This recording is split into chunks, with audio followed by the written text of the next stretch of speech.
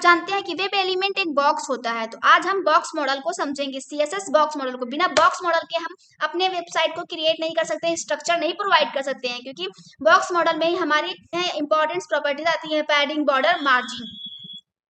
तो आइए हम इसे समझते हैं। सबसे पहले हम देखते हैं कि ये कंटेंट एक्चुअल में है क्या। कंटेंट एक्चुअल टेक्स्ट या इमेजेस होता है, जैसे कि हम कौन से इमेजेस लगा रहे हैं, हम लिखना क्या चाह रहे हैं, हमारे हेडिंग 1, हेडिंग 2, पैराग्राफ, हमारे एक्चुअल टेक्स्ट हो जाते हैं। और पैडिंग, कंटेंट के चारों ओर स्पेस। पैडिंग मतलब कंटेंट के चारों, आपने है लिखा है उसके चारों ओर की स्पेस को क्या बोलते हैं, पैडिंग बोलते हैं। और बॉर्डर, पैडिंग के चारों ओर लाइन, मतलब पैडिंग मतलब स्पेसिंग है बट उसके बाद लाइन सारे में बॉर्डर बोलते हैं। और मार्जिन बॉर्डर के बाहर की स्पेस लेता है। तो आइए हम इसे एक एग्जांपल से समझते हैं। आप यहाँ पे ध्यान दीजिएगा, मैं आपको एक शॉर्टकट बताने जा रही हूँ। वो शॉर्टकट हमारा है, अभी हमें डिव लिखना पड़ता है, तो हम क्या करते हैं, ओपनिंग टैग डिव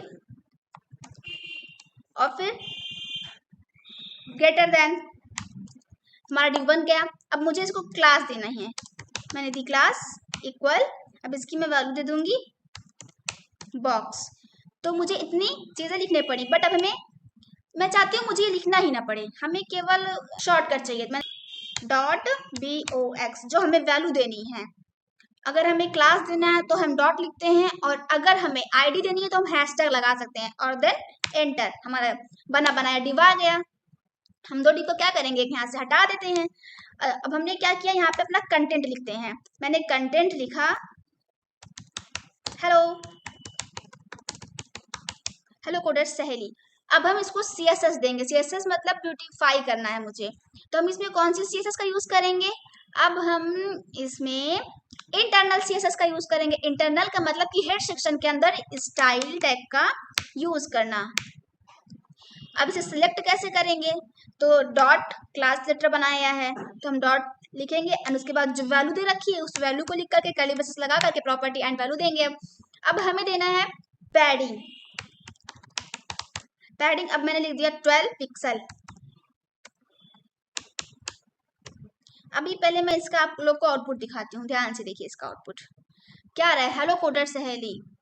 अब जैसे ही हम लगाते हैं पैडिंग 12 पिक्सल, तो ध्यान से देखिए हमारा जो कंटेंट है उसके आसपास स्पेस आ गया, हमारा कंटेंट थोड़ा नीचे आ गया। अब हम इसका करते हैं 20 पिक्सल, तो देखिए हमारा कंटेंट और नीचे आ गया।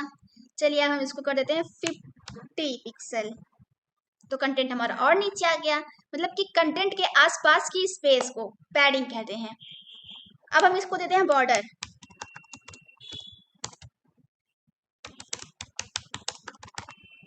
One pixel solid red. देखिए क्या हो गया, ये हमारा कंटेंट हो गया। अब इसके आसपास जो ये स्पेस है ये हमारी पैडिंग्स हो गई। अब जो पैडिंग के बाद जो लाइन शो हो रही है हमारी बॉर्डर है।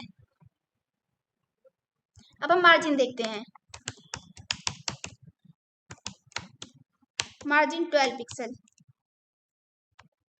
तो देखिए बॉर्डर के पास भी, ध्यान से यहाँ बॉर्डर के पास क्या आ रहा है, हमारे पास स्पेसिंग आ रही है।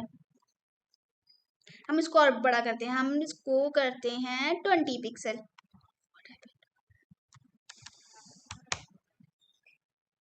तो अब देखिए, चलिए 25 पिक्सल करते हैं, 29 पिक्सल करते हैं।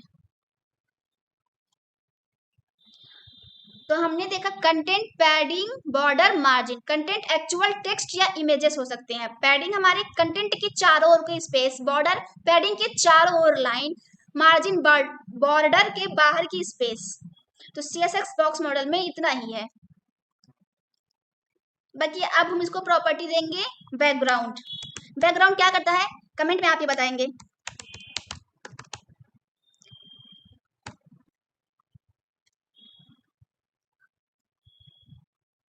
आप जो है ये कमेंट में जरूर बताइएगा कि यूनिवर्सल सिलेक्टर को डिनोट कैसे करते हैं और ये किसको सिलेक्ट करता है।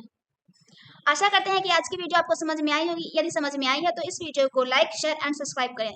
धन्यवाद।